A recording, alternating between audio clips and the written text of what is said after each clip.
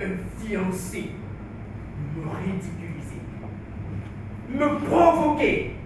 La colère d'un roi suite au refus d'une jeune fille de devenir son épouse au détriment d'un jeune chanteur. 1h20 de spectacle pour présenter La rage du roi au public et aux amateurs d'art dramatique.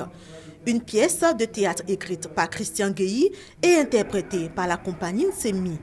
Une satire qui regroupe des personnages de 7 œuvres littéraires conçues à différentes époques, dans des contextes différents, mais dans un univers harmonieux.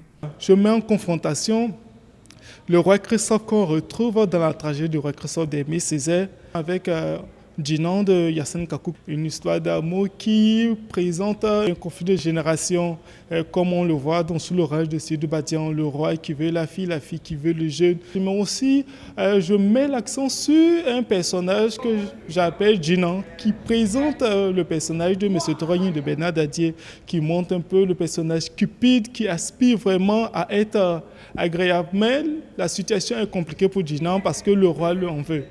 Il faut trouver une solution à ça. Et je trouve la solution de cette œuvre-là dans Les aventures ambiguës de Cheikh Amadou Kane. La présentation de La rage du roi est une invitation et un soutien au projet de relance du théâtre ivoirien cher à l'auteur.